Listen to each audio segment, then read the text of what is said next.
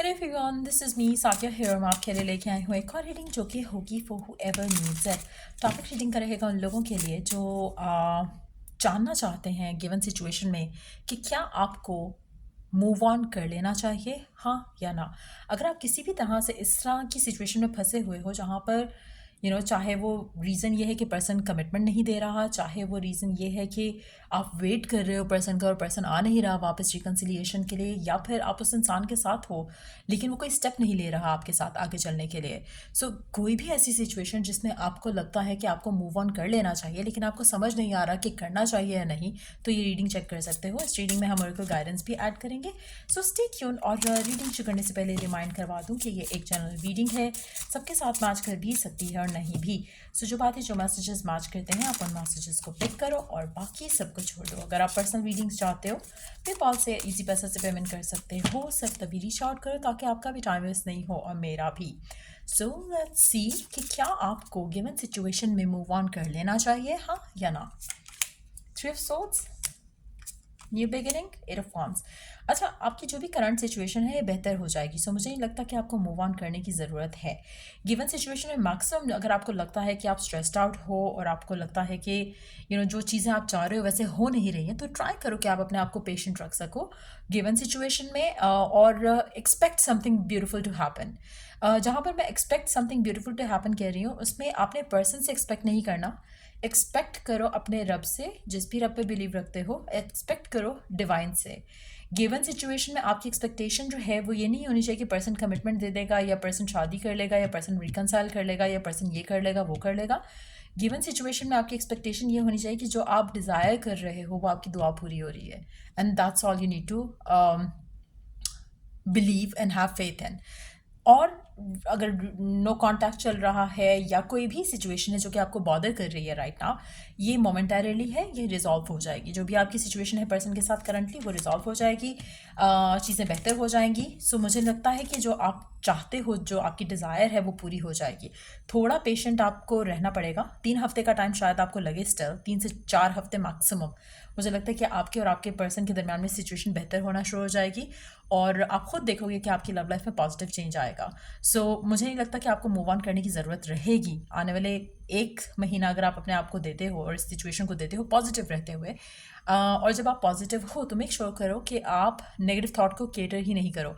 Negative thought अगर लाने हैं तो इससे अच्छा है कि आप अपनी लव लाइफ को सरेंडर कर दो, सोचो ही नहीं लव लाइफ के बारे में। और फिर 1 महीने के अंदर अंदर आप वो चेंज देखोगे जो आप डिज़ायर करते हो पर्सन के साथ। मूव ऑन करने की आपको ज़रूरत नहीं रहेगी। Underneath the deck we do have 6 of swords. आपको राइट नाउ गिवन सिचुएशन में अपने आप को थोड़ा फ्री टाइम देना है अपने आप के साथ स्पेंड करने के लिए। अगर आप ऑलरेडी इन टच हो इस इंसान के साथ और आप दोनों के दरम्यान में क्लैशेस हैं, फाइट्स हैं, आर्ग्यूमेंट्स हैं, चीज़ें स्मूथली नहीं हो पा रही हैं, तो अपने आप को थोड़ा पुल अवे कर सकते हो, थोड़ा डिटैच कर सकते हैं इमोशनली। और कोशिश करो कि as you are detached positive affirmations use करो। पास्ट के बारे में जब भी सोचो तो वो मोमेंट सोचो जो आप दोनों के बहुत अच्छे गुजरे थे। थर्डली, आपने गिवन सिचुएशन में आपने सरेंडर करना है। जब आप सरेंडर करते हो फेथ के साथ तो आपको टेंशन नहीं होती, आपको एंग्जाइटी नहीं होती, आपको डिप्रेशन नहीं होता, आपको उस चीज़ का लैक फील नहीं होता और आप सरेंडर करते हो, आप लिव इन द मोमेंट करते हो, अपनी लाइफ को अपनी टर्म्स पे जीते हो, जहाँ पर आप लव के अलावा बाकी जो चीज़ें आप जो आपके हाथ में जिनका कंट्रोल है आप उनके ऊपर काम करते हो। आप अपनी लाइफ को बेस्ट बनाने की कोशिश करते हो, आप अपने आप को बेस्ट बनाने की कोशिश करते हो। आपको वो सब करना है। As you wait while you wait, आपको जब आप इन सब चीज़ों के ऊपर काम कर रहे होगे, आप पहली चीज़ जो सबसे ज़्यादा ऑब्जर्व करोगे वो ये होगी कि आपको पीस जो है वो फील होगा फ्रॉम विद इन।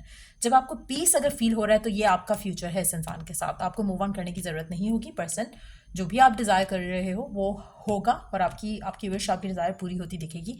आपको मूव ऑन करने की ज़रूरत नहीं रहेगी। लेकिन अगर आप खुद के अंदर पीस नहीं ला पाते हो गिवन सिचुएशन के अंदर, तो आपके लिए डिले हो जाएंगी चीज़ें, क्योंकि आंसर तो स्टिल सेम है लेकिन ये कि डिले हो सकता है। अगर आप चाहते हो कि क्विक चेंजेस आए, डू व्हाट आई सेड, और फिर आप देखोगे कि ऑटोमेटिकली आपकी लव लाइफ में पॉजिटिव चेंजेस आना शुरू हो जाएंगे। लेट्स सी ऑरेकल गाइडेंस क्या है आपके लिए गिवन सिचुएशन में। लेट्स सी गाइडेंस क्या है, ऑरेकल गाइडेंस क्या है आपके लिए गिवन सिचुएशन में।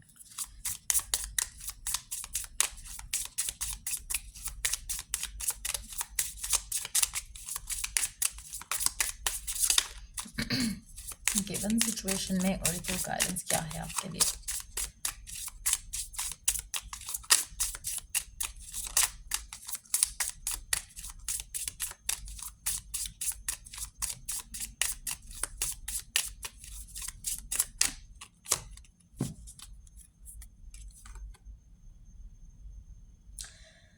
Seeding the light, laying foundations, divine plan.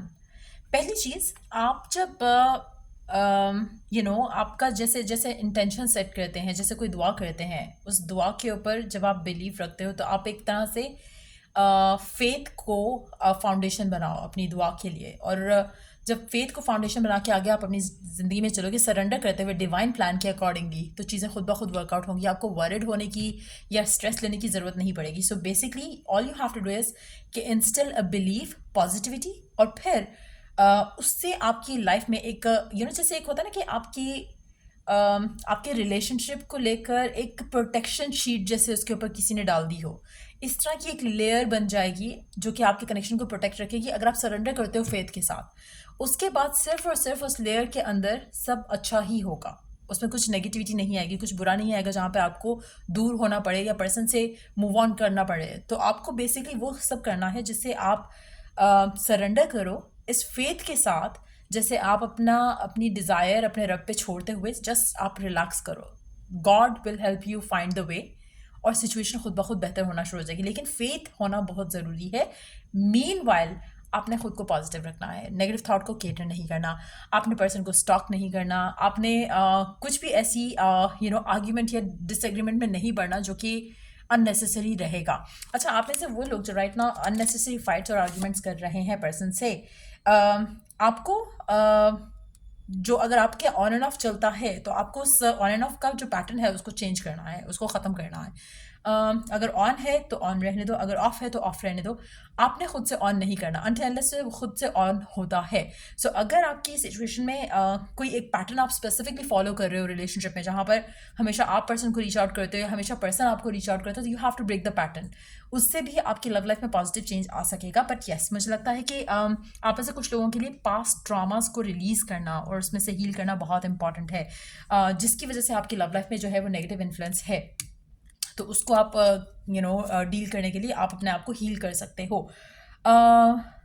कोशिश करो राइट नाउ गिवन सिचुएशन में you have to mother yourself. आपने अपना ख्याल रखना as if you were taken care by your mother. If you were your own mother, how would you take care of yourself? तो अपने आप को nourish करो, अपने आप को पॉजिटिविटी दो, अपने आप को प्यार करो, अपने आप का ख्याल रखो। जब आप ये सब चीज़ें करोगे तो इम्पॉसिबल है कि आपकी लव लाइफ में जो है वो पॉजिटिविटी नहीं आए, क्योंकि आपका जो वेलबींग होता है ना, that's what love seeks. Love तब तक नहीं आता है आपकी ज़िंदगी में आपकी तरफ जब तक आप अपने आप का ख्याल नहीं रख रहे होते हो। So when you start loving yourself, nourishing yourself, तो आपकी लव लाइफ में आपकी लाइफ में नरिशिंग कनेक्शंस बनते हैं जो कि आपको फर्दर जो है आपकी ज़िंदगी को और प्यारा करते हैं और ज़्यादा नरिश करते हैं। So have to set the foundation. अपने आप को खुद से प्यार ये देकर, अपना ख्याल रखकर, आप जो प्यार खुद को दे रहे हो उसके ऊपर जब फोकस रखोगे तो दूसरा पर्सन भी आपको वैल्यू और प्यार देगा। So try and understand that and work on it. So या ये थी रीडिंग आप लोगों की। अगर आपको हेल्प किया हो, गाइड किया हो, तो लाइक शेयर सब्सक्राइब ज़रूर करो। चलिए, जो द नेक्स्ट रीडिंग आप लोगों के लिए। Take care and bye.